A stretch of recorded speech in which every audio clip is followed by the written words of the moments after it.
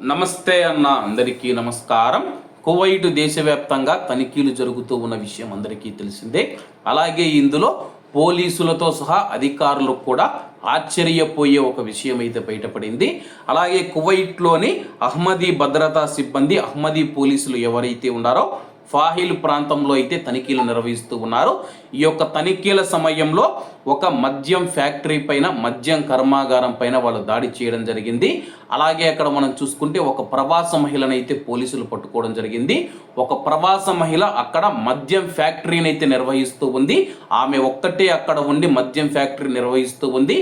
ఆమె యొక్క వివరాలు తనిఖీ చేయగా ఆమె నేపాల్ మహిళని చెప్పేసి ఫాహిల్ ప్రాంతంలో నేపాల్ మహిళ నిర్వహిస్తూ ఉన్న ఒక మద్యం కర్మాగారం పైన పోలీసులు దాడి చేసి అక్కడ పెద్ద మొత్తంలో మద్యం మరియు అలాగే ఆమెను అరెస్ట్ చేశామని చెప్పి అధికారులు తెలియజేశారు. అలాగే అదనంగా మనం చూసుకుంటే అబు హలీఫా ప్రాంతంలో తనిఖీలు చేశారు. ఈ యొక్క తనిఖీలలో మనం చూసుకుంటే అనేక మంది భారతీయులను కూడా అరెస్ట్ చేయడం జరిగింది. అబు హలీఫా ప్రాంతంలో మద్యం తయారు చేసి అక్కడ చుట్టుపక్కల ఉన్న భారతీయులు ఎవరైతే ఉన్నారో వాళ్ళను టార్గెట్ చేసుకొని ఈ యొక్క మద్యాన్ని అయితే వాళ్ళు అమ్ముతూ ఉన్నారని చెప్పేసి, అంటే భారతీయుల ప్రాణాలు తీస్తూ ఉన్నారని చెప్పేసి పోలీసులు అయితే తెలుపుతూ ఉన్నారు. అక్రమ మద్యం తయారు చేస్తూ ఉన్న వారిలో భారతీయులు, నేపాలీయులు, బంగ్లాదేశీయులు ఉన్నారు. అలాగే వీరి వెనకాల ఎవరు ఉన్నారన్న విషయం కూడా బయటపడాల్సి ఉంది. అలాగే ఒక భారతీయుడు కానీ, ఒక నేపాలీ కానీ, లేకపోతే ఒక బంగ్లాదేశీ వ్యక్తి ధైర్యంగా మద్యం ఫ్యాక్టరీని నడుపుతూ ఉన్నారంటే వాళ్ళ వెనక ఎవరున్నారన్న విషయాలు కూడా తెలియాల్సి ఉంది.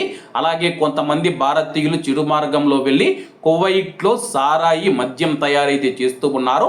మీ వల్ల అనేక మంది ప్రాణాలు పోయాయి, ఇంకా అనేక మంది ప్రాణాలతో పోరాడుతూ ఉన్నారు. కానీ మీరు ఏమాత్రం ఆలోచించకుండా ఇంకా విషపూరిత రసాయనాలు ఉపయోగించి మీరైతే మద్యం తయారు చేస్తూ ఉన్నారు. ఇటువంటి వారిని ఉరి తీసినా పాపం లేదని చెప్పేసి కువైట్లో ఉన్న భారతీయులు తమ యొక్క అభిప్రాయాలను సోషల్ మీడియా వేదికగా తెలియజేస్తూ ఉన్నారు. కాబట్టి అందరూ బాగుండాలి, అందులో మనం ఉండాలి. అందరికీ నమస్తే అన్న, జై హింద్.